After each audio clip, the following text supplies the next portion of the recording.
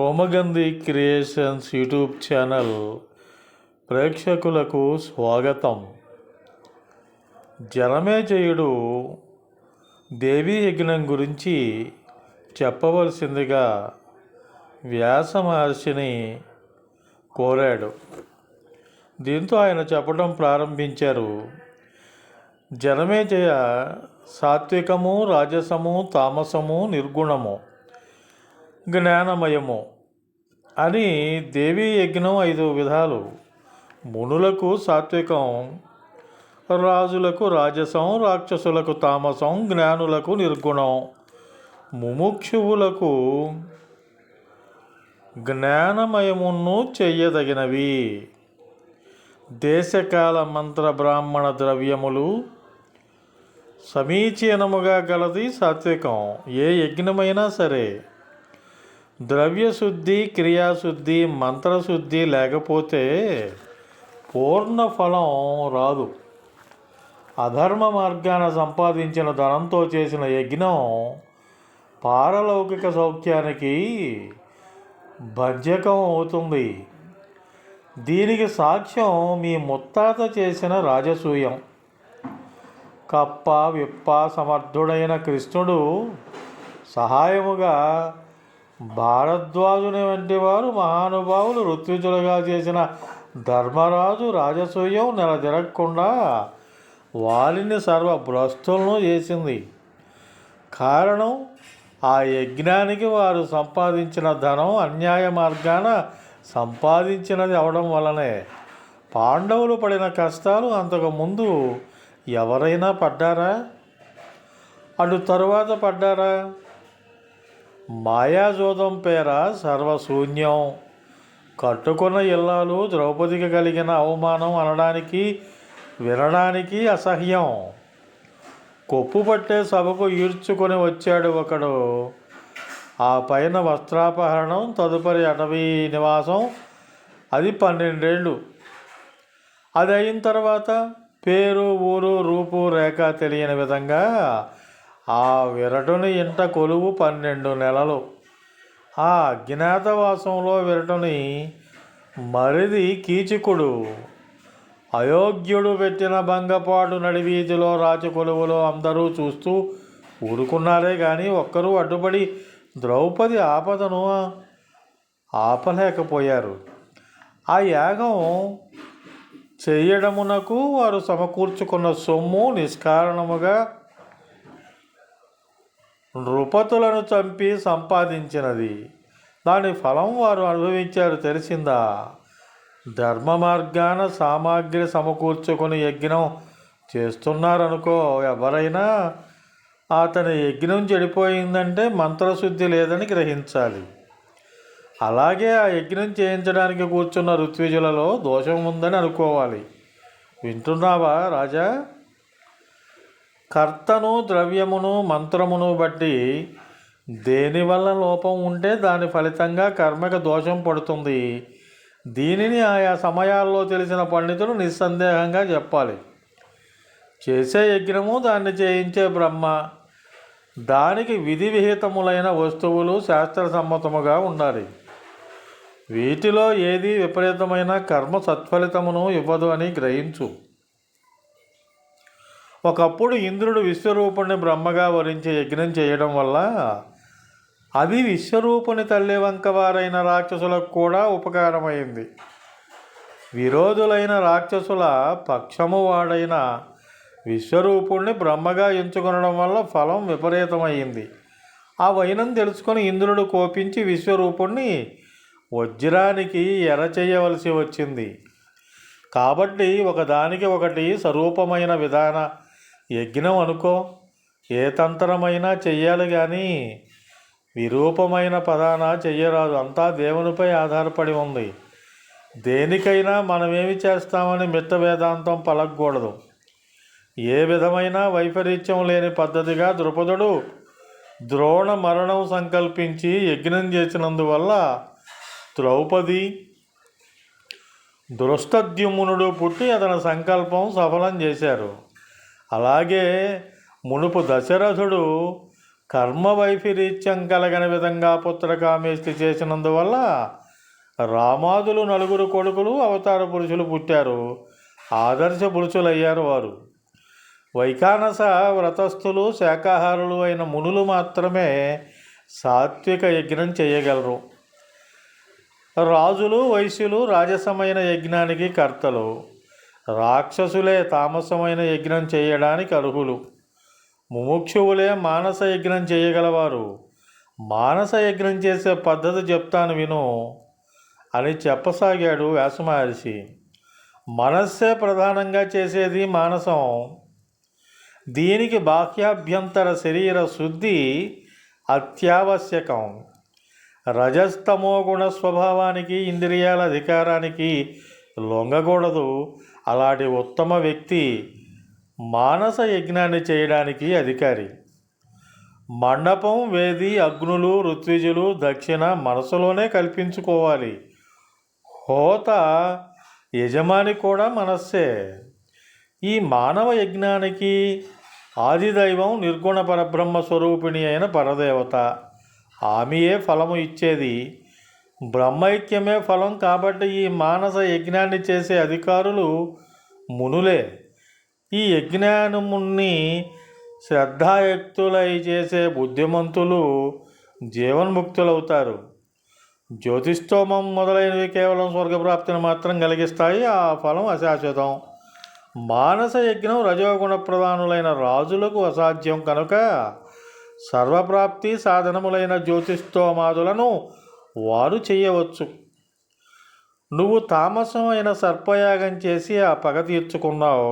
రాజసమైన యజ్ఞం చేసి కృతార్థుడవు కావలసిందని చెప్పాడు వ్యాసుడు. దేవీతత్వమును తెలిసిన బ్రాహ్మణులను ఋత్విజులుగా ఎన్నుకొని వేదవిహితమైన పద్ధతిని దేవీ యజ్ఞం చేసి నీ తండ్రికి స్వర్గసుఖం కలిగించు. ఆ విధంగా పితృను విముక్తుడు అవుతావు. యుద్ధములోనో క్షేత్రములోనో పుణ్యనదీ తటమునందో కాక నీ తండ్రి రాజప్రాసాదములో దుష్టనాగ విషాగ్నికి సమిధయ్యి దుర్మరణం పొందాడు. అది కారణంగా రౌరవ నరకంలో దుఃఖిస్తున్నాడు. అందువల్ల నువ్వు దేవీ యజ్ఞం చేసి నీ తండ్రికి ఉత్తమ పదప్రాప్తి కలిగించు. అది సత్పుత్రుడవైన నీ విధి. సాంసారిక జీవితంలో ఏ లోపము లేక నిజతృప్తితో కాలం గడిపినవాడు కాడు నీ తండ్రి. కనుక అరకొరగా ఆకస్మిక దుర్మరణము పాలైన నీ తండ్రికి రౌరవ నరకం నుంచి విముక్తి కలిగించి ఉత్తమలోక ప్రాప్తి కలిగించు. మునుపు విష్ణువు చేశాడు ఆ యజ్ఞాన్ని. ఆ విధంగానే నువ్వు కూడా చేయడం మంచిది. అది అమితమైన సత్ఫలమును ఇస్తుంది అని అనగా విని జనమేజయుడు కన్నీళ్లను అరచేతులతో ఒత్తుకుని వ్యాసుణ్ణి చూసి ఇలా అడిగాడు. లోకపూజ్యుడు హరిదేవి యజ్ఞం ఎందుకు చేయవలసి వచ్చింది? ఆ యజ్ఞానికి అధినాయకుడెవరు? చేసిన పద్ధతి ఏమిటో చెప్పండి అన్నాడు. వ్యాసుడు చెప్తున్నాడు, జనమేజయ, హరి చేసిన దేవి యజ్ఞం మహాశ్చర్యకరమైనది. ఆ యజ్ఞానికి జగదీశ్వరి పరమానందం పొందింది. అది చెప్తాను విను.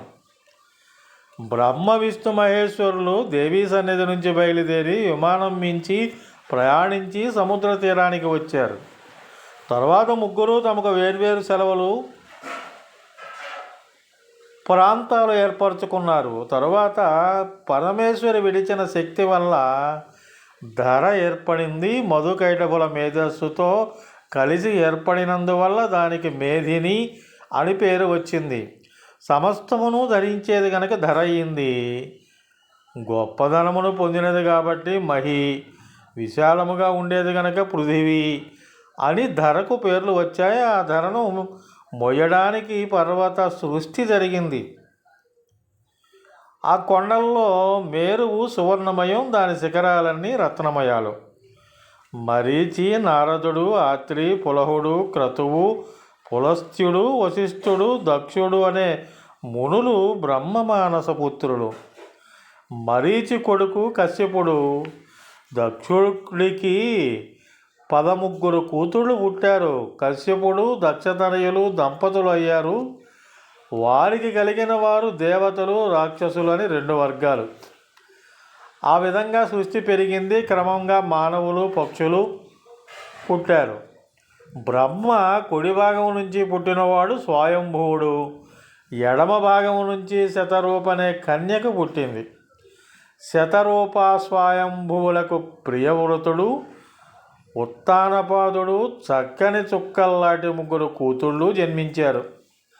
ఇలా బ్రహ్మ సృష్టించి మేరువుపై తన నివాసముగా బ్రహ్మలోకమును ఏర్పరచుకున్నాడు. హరికి నివాసం వైకుంఠం, శివునికి వెండికొండ కైలాసం, అలాగే దేవతలకు మేరువనం, ఒక భాగాన అమరావతి కల్పితం. సముద్ర మదన సమయమందు పుట్టిన తెల్ల ఏనుగు ఐరావతం, తెల్లగురం ఉచ్చైశ్రవం, పారిజాత వృక్షం కామధేనువు, అందాల రాసులు రంభాద్య అప్సరసులు ఇంద్రుడికి చెందారు. ఆదివైద్యుడు ధన్వంతరి చల్లని కిరణాల చందమామ పాల కడల నుంచి ఉద్భవించారు. అలాగే అండజములు, స్వేదజములు, ఉద్భిజ్యములు, జరాయుజములు అని 4 విధాల జీవసృష్టి కలిగి కర్మ మూలంగా అనేక జీవరాశులు పుట్టాయి. ఈ విధంగా హరిహర బ్రహ్మలు తమ పనులు పూర్తి చేస్తూ తమ నివాసాల్లో ఉంటున్నారు. అలా ఉండగా హరి లక్ష్మీదేవితో సుఖంగా ఉంటూ ఒకనాడు సుధా సముద్రాంతరమునందున్న మణిద్వీపము, అక్కడ దర్శనమిచ్చిన ఆదిశక్తి, ఆమె అనుగ్రహించిన మంత్రము, శ్రీరూపము మొదలైన విషయాలు స్ఫురణకు వచ్చి దేవీ యజ్ఞం చేయాలని సంకల్పించుకున్నాడు. బ్రహ్మను, శివుణ్ణి, ఇంద్రుణ్ణి, కుబేరుణ్ణి, అగ్నిని, యముణ్ణి, వశిష్ఠ, కశ్యప, వామదేవులను, బృహస్పతిని, ఇంకా ఉన్నవారిని అందరినీ పిలిచి రప్పించాడు. అర్హులైన 27 ఋత్విజులను సమకూర్చుకొని చక్కని వేదులను యథావిధిగా అగ్నులను కల్పించి దేవీ బీజ సహితముగా మంత్రాలతో హోమాలతో యజ్ఞం చేశాడు. జగజ్జనని ఆనందించింది. అశరీర వాక్కుతో తన సంతోషమును తెలిపింది. హరి, నీ కోరికలన్నీ సఫలమవుగాక. బ్రహ్మేంద్రాది దేవతలందరూ నిన్ను సమధిక భక్తియుక్తులై పూజిస్తూ ఉంటారు. అందరికీ వరప్రదాతవుగా సర్వారాధ్యుడవై ఉండు. యజ్ఞయాగాల్లో అందరూ దేవతల కన్నా నీకు మిన్నగా మన్నన కలుగుగాక. దానవుల వల్ల వచ్చే ఆపదలను బాపి వేల్పులకు నీవు శరణమవుదువుగాక. వేదాంగాదులలో నీకు ప్రముఖ స్థానం లభిస్తుంది. ధర్మానికి హాని కలిగే సమయాల్లో భూమి యందు ఆయా యోనుల యందు అవతరించి దుష్టులను మర్దించి భూభారమును బాపి ధర్మస్థాపన చేసేవాడవుతావు. లక్ష్మి, నీకు అనపాయిని అయిన ఇల్లాలుగా ఉంటుంది. ఇది నేను ఆనందించి నీకు ఇచ్చే వరం. అవసరమైనప్పుడు వారాహి మొదలైన శక్తులు నీ పనుల్లో నీకు సహాయం చేస్తూ కృతార్థుణ్ణి చేస్తుంటాయి. ఆ శక్తుల్ని నువ్వు సదా మన్ననగా చూస్తూ ఉండు. ముల్లోకాల్లో నీ మహత్తు ఊహకు అందని ఉత్తమ స్థాయిలో ఉంటుందని అనగా విని విష్ణువు ఆ మందానంద భరితుడై యజ్ఞం పూర్తి చేసి అందరినీ సముచిత విధంగా సత్కరించి వైకుంఠానికి వెళ్ళిపోయాడు అని చెప్పగా జనమేజయుడు సంతోషించి, మహాత్మా, దేవీ యజ్ఞమును చేసిన వారెవరైనా ప్రాచీనుల్లో ఉన్నారా? వారి కథ చెప్పవా అని అనగా మా గురువు ఇలా చెప్పాడు. ధ్రువసంధి కథ వినవయ్యా జనమేజయ. ధ్రువసంధి అనే రాజు కథ. సరయూ నది ఒడ్డున అయోధ్యనే పట్టణం, అది సూర్యవంశపు రాజుల రాజధాని. ధ్రువసంధి అనే పేరు గల రాజు రాజ్యం చేస్తున్నాడు. 4 వర్ణాల వారు అతని పాలనలో ధర్మ ప్రవర్తనలై ఉంటున్నారు. ధ్రువసంధికి మనోరమ, లీలావతి అని 2 భార్యలు. కొంతకాలానికి మనోరమకు సుదర్శనుడు, లీలావతికి శత్రుజిత్ అని కొడుకులు కలిగారు. సవతి కొడుకులనే భేదం లేక ఇద్దరూ సమంగా పెరుగుతున్నారు. సుదర్శనుడు పెద్దవాడు, అందగాడు. చిన్నవాడైన శత్రుజిత్తు అందగాడు, శౌర్య ధైర్య గుణ సంపన్నుడు, మాటకారి, బుద్ధిమంతుడు. కాబట్టి తండ్రి, మంత్రులు, పురజనులు ఆ బాలుణ్ణి ప్రత్యేక దృష్టితో చూస్తూ ఉండేవారు. అలా ఉండగా ఒకనాడు ధ్రువసంధి వేటకు వెళ్ళి కంటపడిన జంతువును తెగనేస్తూ వెళ్ళి ఒక పొదరింటిలో ఉన్న సింహాన్ని కొట్టాడు. ఆ సింహం అడవి మార్మోగేటట్టు గర్జించి కోపించి రాజును మింగడానికి మీదకి దుమికింది. రాజు భయపడక కత్తి డాలు ధరించి ఎదిరించాడు. వెంటనున్న సేవకులు అంతంత దూరాన నిలిచి ఆయుధాలు సింహం మీద ప్రయోగిస్తున్నారు. మృగరాజు రాజు మీద పడి వాడి గోళ్లతో చీల్చి రాజు ప్రయోగించిన కత్తి వ్రేటుకి అతని మీద పడి చచ్చిపోయింది. రాజు మరణించాడు. భటులు చేసేది లేక నగరానికి వచ్చి జరిగినది మంత్రులకు చెప్పారు. మంత్రులు విచారించి వశిష్ఠునితో ఆలోచించి రాజుకి పారలౌకిక క్రియలు చేసి పెద్దవాడైన సుదర్శనుడికి పట్టం కట్టాలని నిశ్చయించారు. అందరూ అంగీకరించారు. ఆ సమాచారం తెలిసి శత్రుజిత్తు మాతామహుడు యదాజిత్తు అనే రాజు విచారించి ఉజ్జయిని నుంచి అయోధ్యకు వచ్చాడు. అంతలో మనోరమ తండ్రి కళింగరాజు వీరసేనుడు అయోధ్యకు వచ్చాడు. ఇద్దరూ తమ తమ మనుమలకు వేలు చేయాలని అనుకుని మంత్రులతో మాట్లాడుతూ ఉండగా యుధాజిత్తు వీరసేనుడిని ఉద్దేశించి అన్నాడు, రాజా, నీ మనుమడు జన్మచేత పెద్దవాడు కానీ నా మనుమడు గుణముల చేత పెద్దవాడుగా మన్నింపదగినవాడు కాబట్టి శత్రుజిత్తుకే పట్టాభిషేకం చేయాలి అన్నాడు. ఆ మాటకు వీరసేనుడు, ఏమిటయ్యా నీ మాటలు? నా కూతురు ధ్రువసంధికి ధర్మపత్ని, దాని కొడుకు సుదర్శనుడు కులజ్యేష్ఠుడు. ఏ విధంగా చూసినా రాజ్యానికి ఇతడే రాజు కావలసినవాడు. కాదని ఎవరే ధర్మం చెప్తారో చూస్తానని అనగా మంత్రులు అవునని సుదర్శనుడికే పట్టాభిషేకం చేయడానికి సిద్ధపడ్డారు. ఆ దశలో యుధాజిత్తు మంత్రులను చూసి, చేయండి, సుదర్శనుడిని రాజుని చేయండి, మీరు కొనుక్కొని చేస్తున్న తంత్రం ఇది. నా మనుమడు ఆ సుదర్శనుడితో సహా మిమ్మల్ని అందరినీ చావగొట్టి రాజ్యం వశం చేసుకుంటాడు. నేను వయసు మళ్ళిన వాడనని అనుకుంటున్నారు కాబోలు. కత్తిని పట్టానంటే దెబ్బకు 100 కుత్తుకలు తాటిపళ్ళలాగా తెగి ఎగిరిపడతాయి. కానీ చూద్దాం అని అనగానే వీరసేనుడు, ఎందుకయ్యా పనికిరాని ప్రగల్భాలు? ఏ విధంగా చూసినా వంశపారంపర్యపు హక్కు పెద్ద కొడుకైన సుదర్శనుడిది కానీ చిన్నవాడికి లేదు. నీ మనుమడికి రాజ్యం రాదు అని గట్టిగా చెప్పాడు. వీరి తగువు ఇలా ఉండగా ధ్రువసంధి చావు విని శృంగిబేరపురమనందలి జనులు ఇదే సమయమని ధనధాన్యాధికం కొల్లగొట్టడానికి అయోధ్య మీదకి వచ్చారు. అంతలో యుధాజిత్తు వీరసేనుడు తమ తమ సైన్యాలను యుద్ధానికి సిద్ధం చేసుకున్నారు. పోరు ఘోరంగా సాగుతోంది. వీరసేనుడు విధి విరామం లేక వీర్యోత్సాహాలతో విజృంభించి యుధాజిత్తు పైన బాణవర్షం కురిన ఆరంభించాడు. యుధాజిత్తు సామాన్యుడు కాడు. వీరసేనుని బాణాలను తగిన శరప్రయోగంతో వారించి పోరు జరుపుతున్నాడు. ఇరుప్రక్కల సైన్యం హోరాహోరీగా పోరుతోంది. విరిగిన రథాలతో, ఒరిగిన ఏనుగులతో, పడిన గుర్రాలతో, చెడిన కాల్బడులతో, వరదగా పారుతున్న నెత్తురుతో రణరంగం బీభత్సంగా మారింది. సందు చూసి విజృంభించే యుధాజిత్తు తీవ్ర నారాచమును ప్రయోగించి వీరసేనుణ్ణి తెగనేశాడు. ఆ దెబ్బతో క్రత్తివేటుకు చెట్టులాగా అతడు దబ్బున నేల కూలాడు. తండ్రి దారుణంగా యుద్ధంలో చనిపోయాడని తెలిసి మనోరమ హోరుమని ఏడ్చింది. భర్త సింహము నోటిలో పడి వెళ్ళిపోయాడు. తండ్రి ఇలాగయ్యాడు. ఇక అమాయకుడైన కొడుకు సుదర్శనుడు బ్రతికి ఉంటాడని ఏమిటి నమ్మకం? ఆ సవతి లీలావతి నన్ను చూసి మగడ ఉన్న కాలంలోనే చిటపటలాడుతూ ఉండేది. ఇప్పుడు క్రింద మీద చూస్తుందా? తండ్రిని పురికొల్పి మా మీదకు పంపుతుంది. ఆ దుర్మార్గుడు నా కొడుకును తెగనరికి నన్ను బంధించి ఏ మూలనో పడవేసి తన మనుమణ్ణి గద్దె మీద కూర్చోబెడతాడు. పదవీ వ్యామోహం అలాంటిది.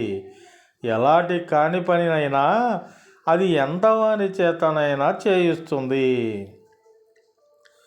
ఇంద్రుడు తన పదవి నిలబెట్టుకోవడానికి సవతి తల్లి గర్భంలో ఉన్న శిశువును నిర్దాక్షిణ్యంగా వజ్రముచే 7 తునకలు అయ్యేటట్టు తెగ నరకలేదా? ఒక రాజు భార్య ఈ వంశంలో కాలుపెట్టిన కోడలు సవతి గర్భంలో ఉన్న శిశువును చంపాలని సంకల్పించి విషం పెట్టిందంట. దైవ సంకల్పం వేరే ఉంది కనుక దాని పన్నాగం నెరవేరలేదు. ఆ శిశువు గరళముతోనే పుట్టి సగరుడు అనే పేరుతో ప్రసిద్ధుడయ్యాడు. ఈ సూర్యవంశానికి పేరు తెచ్చిన దశరథ మహారాజు భార్య కైక సవతి కొడుకుని రాముణ్ణి వనవాసానికి పంపిందంట, తన కొడుకు రాజు కావాలని. అలాగే ఇప్పుడు నా కొడుకును రాజును చెయ్యమని నిర్ణయించుకున్న మంత్రులు యుధాజిత్తుకి ఎదురాడలేక దాని కొడుకుకే పట్టం గడతారని విచారించి మంత్రిని విదల్లుడనే వాణ్ణి రప్పించి ఏకాంతంగా అన్నది. అమాత్యవర్య, మహారాజు అడవిలో అలాగూ కన్ను మూశాడు. నా తండ్రి యుద్ధంలో మరణించాడు. నా కొడుకు లోకం అంటే ఏమిటో తెలియని అమాయకుడు. పగవారి బలం పైచేయిగా ఉంది. ఇలాంటి విషమావస్థలో ఉన్న మాకు ఏదైనా ఉపాయంతో సురక్షిత మార్గం చూడడం ధర్మం కదా. రాణి మాటలు విని అతడు, అవునమ్మా, నువ్వు అన్నట్టు పగబట్టిన చెరటి ఆ యుధాజిత్తు ఇక్కడ మీకు ఏ ప్రమాదమైనా జరగవచ్చు. అది తప్పించుకునేందుకు ఒకటే ఉపాయం. కాశీరాజు మా మేనమామ సుబాహుడు చాలా మంచివాడు, సమర్థుడు. అభ్యంతరం లేకపోతే అక్కడికి తీసుకుని వెళతాను అని అనగా, మంచిది అని మనోరమ తండ్రికి పారలౌకిక క్రియలు జరిపించి ఒకనాటి రేయి సైరంధ్రీ విదల్లులతో సుదర్శనుణ్ణి వెంట నుంచుకుని కాశీపురికి వెళ్ళిపోయింది. గంగ ఒడ్డుకు వెళ్ళారు అందరూ. కతిక చీకటి రేయి. సురక్షితంగా వచ్చామని అనుకున్నారు. ఎక్కడి నుంచి వచ్చి పడ్డారో బందిపోటు దొంగలు వచ్చి కొల్లగొట్టి కట్టుబట్టలతో వదిలారు. తెల్లారింది. ప్రాణాలతో ఉన్నాం. బట్ట పాత వస్తువు వాహనం తరువాత చూసుకుందాం అని పడవనెక్కి ఆవలి ఒడ్డుకు చేరి దారిలో ఉన్న భారద్వాజాశ్రమానికి వెళ్ళారు. ఆ మహానుభావుడు మనోరమను చూసి, ఎవరమ్మా నువ్వు? ఏమిటి ఈ కాలినడకన నా ఆశ్రమానికి రాక? ఆపదలో పడిన ఏ దేవకాంతవో లేక ఏ మహారాణివో అని ఆప్యాయంగా అడిగాడు. అప్పుడు విదల్లుడన్నాడు, మహాత్మా, అయోధ్యాధీశుడు ధ్రువసంధి ఒకనాడు వేటకు వెళ్ళి అడవిలో సింహం చేత మరణించాడు. అతని కత్తివేటుకి సింహం కూడా చచ్చింది. ఆ మహారాజు పెద్ద భార్య ఈమె అని జరిగిన కథ చెప్పి, సవతి వల్ల ఏ ఆపద రాకూడదని కొడుకుతో అంతఃపురం వదిలి అడవుల పాలైందని చెప్పాడు. భారద్వాజుడికి కళ్ళు చెమర్చాయి. అమ్మా, విచారించకు. దైవం అమాయకులను మొదట విడిచిన సమయానికి ఆదుకుంటుంది. విచారించకు, నీ కొడుకే రాజవుతాడు, భయపడకు. నిస్సంకోచంగా నా ఈ ఆశ్రమంలో ఉండవచ్చు అని అన్నాడు. అదిగో ఆ పర్ణశాల, దానిలో ఉండండి అని ఆ కుటీరం చూపించాడు. మనోరమ ధైర్యం తెచ్చుకొని సైరంధ్రి సుతమంత్రులతో ఆ పర్ణశాలలో సుఖంగా నివసించసాగింది. ఇక అక్కడి కథ, యుధాజిత్తు పగ నడిచి పట్టణానికి వచ్చాడు. మంచి ముహూర్తాన మనుమడు శత్రుజిత్తుకి పట్టాభిషేకం చేయించి గద్దెనెక్కించాడు. కొందరు మంచి చెడ్డలను విమర్శించే బుద్ధి గల పెద్దలు మాత్రం పెద్దరాణి ఎక్కడికి పోయిందో పాపం, సుదర్శనుడు ఏమయ్యాడో, లోకమో పాడో తెలియని అమాయకుడు, మనుమడి కోసం ఆ తాత వీరసేనుడు చచ్చిపోవడం ఇంతకీ వచ్చింది అని అనుకున్నారే కానీ యుధాజిత్తుకి భయపడి గట్టిగా అనలేకపోయారు. మనుమడికి రాజ్యపట్టాభిషేకం చేసి యుధాజిత్తు రాజోద్యోగులకు తగిన పద్ధతులు చెప్పి తిరిగి తన దేశానికి పోతూ మనోరమ సుదర్శనుడు భారద్వాజాశ్రమంలో ఉన్నారన్న సంగతి విన్నాడు. ఎలాగైనా సుదర్శనుని తుదముట్టించాలని సంకల్పించుకున్నాడు. చిత్రకూట ప్రాంతానికి వెళ్ళి బలుడు అనే కోజరేని వశపరుచుకున్నాడు. వానితో శృంగీబేరపురాధీశుడైన దుర్దర్శుని వద్దకు వచ్చాడు. యుధాజిత్తు పన్నాగం తెలిసి మనోరమ మునిని చూసి, మహాత్మా, నా కొడుకుని చంపాలనే దుస్సంకల్పంతో మా సవతి తండ్రి వస్తున్నాడట. మునుపు పాండవులు వనవాసం చేస్తున్నప్పుడు ఒకనాడు 5గురు అడవికి పోగా ఏకాకినిగా ఉన్న ద్రౌపదిని సమీపించి సైంధవుడు ఆమెను ఎత్తుకొని పోతూ ఉండగా అంతలో పాండవులు ఎదురై వాణ్ణి బెదరగొట్టి ఆమెను విడిపించారట.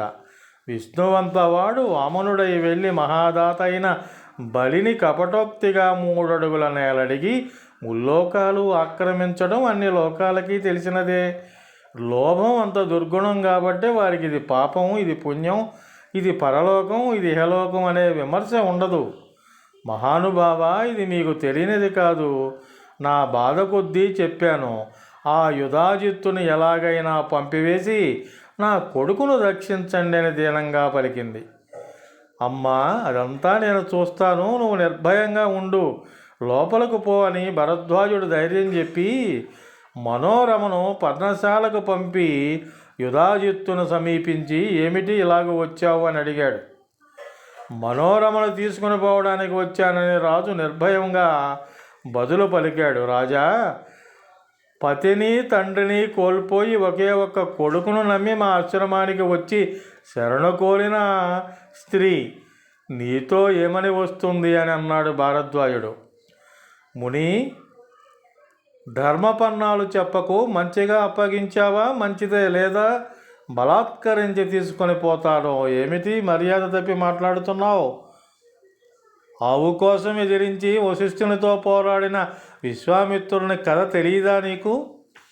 మునులంటే అంత చులకనగా కనిపిస్తున్నారా? ఏది చూస్తాను నీ బల పరాక్రమాలు, ఎలాగూ తీసుకుని వెళ్తావో అని ముని గద్దించగానే యుధాజిత్తు వెనుకకు తగ్గి మంత్రిని చూసి, మంత్రి, విన్నావా ముని మాటలు?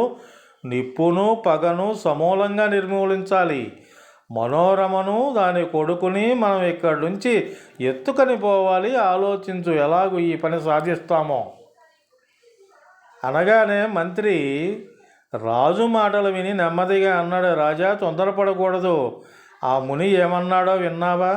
విశ్వామిత్రుని కథ వినలేదా అని హెచ్చరికగా అన్నాడు.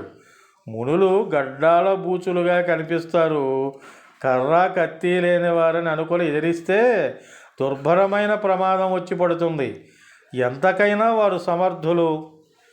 వశిష్ఠుని ఎదిరించిన విశ్వామిత్రుని కథ చెప్తాను విను. విశ్వామిత్రుడనే రాజు వశిష్ఠ మహాముని చూడడానికి ససైన్యముగా అతని ఆశ్రమానికి వెళ్ళాడు. వశిష్ఠుడు అతనికి యథోచితమైన మన్నన చేసి ఆతిథ్యం స్వీకరించి వెళ్ళవలసిందని కోరాడు. సరే అని రాజు ఉండడానికి అంగీకరించాడు. వశిష్ఠుడు తన హోమధేనువైన నందిని పిలిచి మహారాజోచితమైన ఆహార పదార్థాలు కల్పించవలసినది అని చెప్పగా అది వారికి ఇష్టమైన భక్ష్య భోజ్యాలను పానీయాలను క్షణములో కల్పించింది. విశ్వామిత్రుడు సైన్య సమేతుడై విందారగించి ఆశ్చర్యానందాల్లో మునిగి తేలి వశిష్ఠుని ప్రశంసించి ఆ ఆవును తనకిమ్మని కోరుతూ, మునీంద్ర, లోకంలో ఎన్నో ఆవులుంటాయి కానీ నందిని పోలినది లేదు. మహానుభావులెందరూ లేరు. మునులు వారిలో ఎవరూ నిన్ను పోలరు. ఇంతమందికి కోరిన పదార్థాలతో ఆహారం సమకూర్చడం ఎక్కడా వినలేదు, కనలేదు. ఇదిగో చూడు, 10,000 పాడి మొదవులను ఇస్తాను, నాకు నందిని ఇప్పించు. ఇది సామాన్యమైన నా కోరిక చెల్లించు అన్నాడు. రాజా, నందిని పాలు హోమానికి పనికి వచ్చే ముఖ్య పదార్థం. ఇంకే ఆవు పాలు అలాంటివి కావు.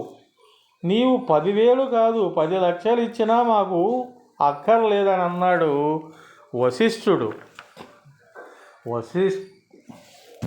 విశిష్టమైన వస్తువు రాజు కోరితే ఇవ్వవలెనని ఉంది, నీకు తెలియదా? అది తెలుసును, కానీ ఇది అలాగ ఇవ్వవలసేది కాదు. ఇవ్వవన్నమాట. ఇవ్వనగాక ఇవ్వను. నువ్వు ఇచ్చేదేమిటి, నేనే లాక్కొని పోతానని విశ్వామిత్రుడు ఆలోచించి భటులను పిలిచి ఆ ఆవును పత్తి కత్తి ఈడ్చుకొని పట్టణానికి పొండిరా అని నందిని చూపాడు. రాజభటులు దాన్ని పట్టుకున్నారు. అది బెదిరి వణుకుతూ, మునీంద్ర, నేను ఏమి తప్పు చేశానని నన్ను విడిచిపెడుతున్నావు? ఈ రాచబండ్లు నన్ను ఎలాగా ఈడ్చుకుపోతున్నారో చూడు అన్నది. నేనేమి చేసేది? ధర్మరక్షకుడైన రాజు ధర్మభక్షకుడైతే ఏమి చేయగలం? బలవంతంగా తనే నిన్ను నా నుంచి వేరు చేస్తున్నాడు. ముక్కు మూసుకుని మూల కూర్చుని దైవధ్యానంతో కాలం గడిపే మునులు కలహానికి సిద్ధపడగలరా? నీకు చేతనైతే విడిపించుకో అన్నాడు వశిష్ఠుడు. వశిష్ఠుడి మాట విని నందిని కోపించి హుంకరించిందంతే. దాని శరీర రోమ కోపాలలోంచి రకరకాలైన వ్యక్తులు, రక్కసులను నెక్కనపరిచే ముష్కరులు వేల సంఖ్య మీద పుట్టి విశ్వామిత్రుని సైన్యమును భూస్వాహా చేశారు. ఆ రాజు మాత్రం ఎలాగో తప్పించుకున్నాడు. నందిని వశిష్ఠుని దగ్గరకు వెళ్ళింది. విశ్వామిత్రుడు పట్టుదల గల మనిషి ఆలోచించాడు. విప్రబలం ముందు రాచ బలిమి గడ్డి పోచకు పనికిరాదు. ఎందుకు ఈ కత్తులు, కతారులు, తాటి చెట్టంత విల్లు, ఈ కోలలు ఒక్క హుంకారంతో ఇవన్నీ తోకముడిచాయి. మనం బ్రాహ్మణత్వం సంపాదించాలి అని అనుకున్నాడు. ఘోర తపస్సు చేసి ఋషి, మహర్షి, బ్రహ్మర్షి అయ్యాడు. తరువాత అయినా వశిష్ఠునితో సమానుడు కాలేదు. ఇది విశ్వామిత్రుని కథ. మనకెన్ని రకాల ఆయుధాలు, ఎంతమంది మార్బలము ఉన్నా ఒక్క విప్రుని కోపాగ్ని కణానికి ఇదంతా పిడికెడు బుగ్గి అయిపోతుంది. బ్రాహ్మణులతో కలహించడం మంచిది కాదు. ఇంకో విషయం, దిక్కు దిశ లేక అడవి పట్టిన సుదర్శనుడు నిన్నేమి చేస్తాడు? ముందు ముందు ఎప్పుడైనా అలాంటి పనే జరిగితే అప్పుడు చూడొచ్చు. ఇప్పుడు ఈ ముని కంటి మంటకి బూడిదైపోవడం ఎందుకు? మరొక మాట, ప్రస్తుత పరిస్థితిని బట్టి చూస్తే దైవబలం ఎటు ఉన్నది తెలుస్తూనే ఉంది. దైవ సంకల్పాన్ని ఎవరూ తప్పించలేరు. దైవబలం తలుచుకుంటే పిల్లి పులి అవుతుంది, మహిషం మత్తగజం అవుతుంది, గడ్డి బ్రహ్మాస్త్రం అవుతుంది. కాబట్టి మనం ఇప్పుడు మునిని ఎదిరించడం మంచిది కాదు. ఇది నాకు తోచినది, ఆ పైన నీ ఇష్టం అన్నాడు మంత్రి. యుధాజిత్తు నిదానంగా ఆలోచించాడు. మంచిది అలాగే కానీ అనుకుని భారద్వాజుణ్ణి దర్శించి నమస్కరించి తొందరపాటుకి మన్నించవలసిందని సవినయంగా సెలవు తీసుకుని తన నగరానికి వెళ్ళిపోయాడు. భారద్వాజుని వల్ల యుధాజిత్తు నిష్క్రమణం తెలుసుకొని మనోరమ మనసులోని కలతపోయి మహానందం పొందింది. సుదర్శనుడు క్రమంగా పెరుగుతూ ఋషికుమారులతో కలిసి ఆడుతూ పాడుతూ ఉండగా ఒకనాడు ఋషికుమారుడు ఒకడు విదలుణ్ణి క్లీబా అని పిలవగా విన్నాడు. దానిలో మొదటి అక్షరానికి బిందువు చేర్చి నిత్యము జపం చేస్తున్నట్లు మనసులో అనుకుంటూ ఉన్నాడు. అలాగూ 5 ఏళ్ళు వెళ్ళాయి. న్యాసం, ఛందస్సు, ధ్యానం ఇలాంటిది ఏమీ లేదు. హాస్యానికి ఎవడో ఏదో అన్నాడు. దానిలో ఒక అక్షరం మంత్రం అయిపోయిందా బాలుడికి. అది పరదేవత మంత్రానికి సంబంధించిన ఒక అక్షరం. అది కామబీజం. దైవ సంకల్పం అనుసరించి సర్వము నడుస్తుంది అనడానికి సుదర్శనుడి జీవితం ఒక సాక్షి. 11 వాడయ్యాడు. మునివానికి ఉపనయనం చేసి వేదాధ్యయనం ఆరంభించాడు. ఉపదేశించడమే తడువు. వేదాలు, శాస్త్రాలు, ధనుర్వేదం ఇట్టే వచ్చాయి. ఒకనాడు అమ్మ దర్శనమిచ్చింది. అరుణవర్ణ అరుణ వస్త్రాఢ్య ఎర్రని నగలు ధరించిన జగజ్జనని దర్శనమిచ్చింది. సుదర్శనుడు దేవిని చూసి సాష్టాంగ నమస్కారం చేసి సేవించాడు. కరుణామయి జగదాంబ విల్లు, అమ్ములు ఇచ్చింది. దివ్య కవచం, 2 అమ్ముల పొదులు అనుగ్రహించింది. అలాగే సుదర్శనుడికి చక్కదనం కూడా వచ్చింది. రెండో మన్మధుడిలాగా ఉన్నాడు. కాశీపురాధీశుని పుత్రి నెలకు వచ్చి బాలామణి అయి రూపొందిన శశికళలాగా ఉంటుంది. అదే పేరు. సులక్షణమైన ఆకార రేఖ గల అందాల భరిణ. ఆ నోట ఈ నోట వినవచ్చిన సుదర్శన్ని రూపలావణ్యాలు, విద్యా వినయ సౌశీల్యాలు విని మనసులో ఆ వనకుసుమ బాణునికి చోటు ఇచ్చింది. ఒకనాటి తెల్లవారుజామున ఆ జవరాలి కలలో జగన్మాత కనిపించి, కుమారి, సుదర్శనుడిపై నీకు గల కోరిక సఫలం అవుతుంది అని ఆప్యాయంగా పలికి అదృశ్యరాలైంది. తెలివి వచ్చి శశికళ తన కోరిక సఫలం అవుతుందని పరమానంద భరితురాలైంది. ఆ అమ్మాయి నెమ్మోము ఇంకా కలకలలాడడం తల్లి చూసి, ఏమిటి చిన్నారి, నువ్వు చాలా వింత సంతోషంతో కనిపిస్తున్నావు అని అడిగింది. కానీ ఆ లేజవరాలు చెప్పడానికి సిగ్గుపడి తల ఉంచుకున్నది. చెలికత్తెలు వదులుతారా? ఏమిటే శశి, నీ పొంగు, నీ ప్రాణానికి ప్రాణాళము, మాతో చెప్పరాని రహస్యమా, పోనీలే దాచుకో అని ముద్దుగా అడిగారు. శశికళ తన కోరిక, స్వప్న వృత్తాంతం ఉన్నది ఉన్నట్టు వారితో చెప్పింది. ఇదా, దీనికేమి, జగజ్జనని వరం ఇచ్చింది, నీ అదృష్టం శుభం అన్నారు. అంతలో వసంతుని విజృంభణతో ఉద్యానవనాలు పువ్వుల నవ్వులతో, తీగల సోయగముతో, చిలుకల పలుకలతో, కోయిలల తీయని కూతలతో, తుమ్మెదల రొదలతో మనోమదనములయ్యాయి. ఆ మధుర వసంత మాసములో శశికళ ఒకనాడు చెలికత్తెలతో వినోదార్థం ఉద్యానవనానికి వెళ్ళి విహరిస్తూ ఉంది. అక్కడ అనుకోకుండా ఒక విప్రుడు దర్శనమిచ్చాడు. శశికళ ఆ విప్రుని చూసి సవినయంగా నమస్కరించి, అయ్యా, ఎక్కడి నుంచి రాక, ఏ ఊరు, ఇక్కడికి రావడానికి కారణం ఏమిటి అని అడిగింది. ఆ ప్రశ్నలకు ఆ విప్రుడు, నేను భారద్వాజ మునీశ్వరుని ఆశ్రమంలో ఉంటున్నాను, పని మీద వెళుతూ ఇక్కడికి వచ్చాను. నీవు నన్ను ఎంతో మన్నించి మాట్లాడుతున్నావు, నీ కోరిక ఏమి, మీ తండ్రి ఎవరు అని అన్నాడు. మహాత్మా, కాశీరాజు పుత్రికను నేను, నా పేరు శశికళ అంటారు. మీరు మానవీయులు, మీ ఆశ్రమ విశేషాలు ఏమిటి అని తెలుసుకోవాలని ఉంది అన్నది శశికళ. మా ఆశ్రమంలో ధ్రువసంధి అనే రాజు యొక్క కొడుకు సుదర్శనుడనే బుద్ధిమంతుడు, విద్యావంతుడు, రూపజిత కంతుడు ఉన్నాడు.